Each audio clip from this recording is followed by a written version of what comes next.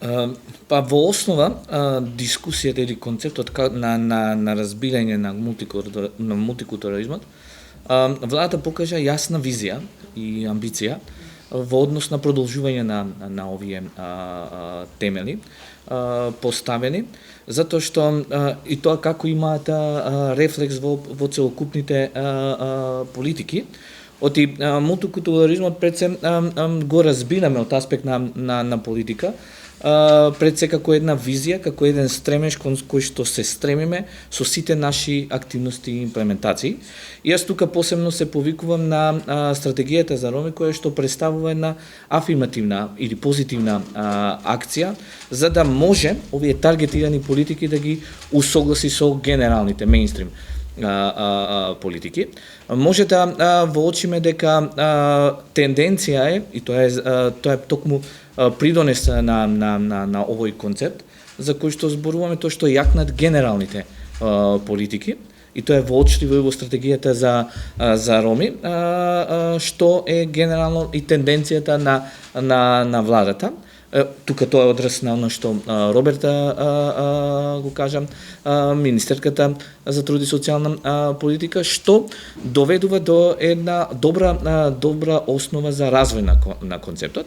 Секако предизвици во тој аспект постојат и понатаму поврзани со тоа што и во светот и во регионот, да се надоградам на оно што Забрчанец го кажа, тенденцијата на јакнењето на национализмот и десничарските сили кои што имаат потенцијал да го намалат овој фокус. Меѓутоа, овие интегративни аспекти кои што ги води владата, особено отворањето на поглавијата, донесуваат до еден подлабок таргетиран пристап во имплементацијата на политиките. Добро, тоа се нели оние убавите перспективи. Сепак особено во контекст на стратегијата за роми, и во контекст на нашата тема мултикултурализмот или различностите, благодат или проклетство. Дали мислите дека системот доволно добро ги разбира предизвиците токму на ромската заедница во оваа смисла? Дали сметате дека е доволно интегрирана ромската заедница во животот, во севкупното општествено политичко живење, или се уште имаме проблем пред се со разбирањето на поимот мултикултурализам и почитување на различностите, а потоа и се разбира со примена и почитување на човековите права и слободи на луѓето? Апсолутно, постои Бидете отворени. Да, постои јас. И заради тоа што тој јас постои, затоа ние зборуваме за комбинирани и таргетирани и генерални политики кои што се носат на ниво на државата.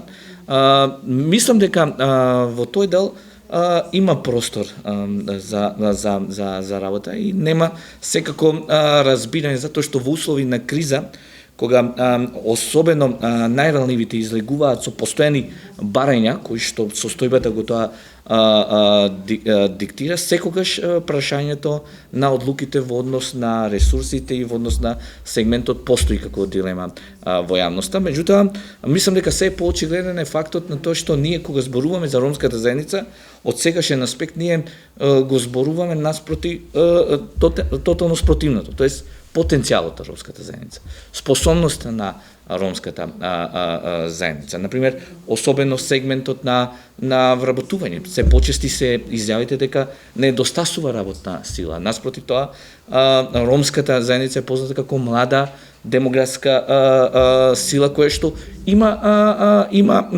потенцијал. И знам министерка за труд и социјална политика во заокружувањето на оперативниот план за вработувањето, како дава можност за преокрет на тој сегмент, за да може да зборуваме се повеќе на потенцијалот. Оти јас длабоко верувам дека тој трет сегмент во мултикултурализмот може да го искористи потенцијалот на ромската заедница, за да целата слика биде заокружена.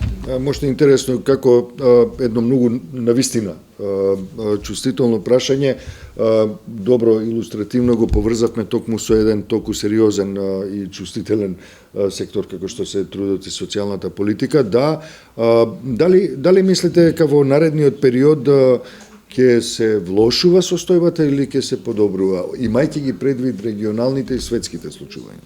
Јас реков дека зависи од интегративните процеси, а како предизвик ги спомнав дезинтеграцијата и тој јакнење на национализмот. Меѓутоа, ние сме на добар пат, затоа што особено во поглавијата кои што се поврзани и со ромската заедница 23-19, мислам дека дел од барањата и на европската заедница во контекстот на преговори е развој на посебни индикатори во кои што согласно и Познанската декларација ќе се следи напредокот на ромската заедница. Поставивме нова 10 годишна стратегија усвоена февруари 2022 година. Има посебен таргетиран буџет за имплементација на таа стратегија и останува тој простор и тој процес да го добро менаџираме. Само сакам да кажам дека целокупниот сервис на услуги и сервис што се нуди од целокупниот државен апарат не е таргетирана политика. Јас велам, кога се подобрува состојбата на сите, тогаш апсолутно се подобрува и пута 10 состојбата и кај ромската заедница, особено во сферите што се поврзани со услуги, реализирање на права и реакции. Тоа системот често пати кога зборуваме, иако од аспект на советник позиција, сепак системот сме сите ние кои што често пати го правиме и на нас останува да го подобриме тој сервис на услуги за да биде подобро.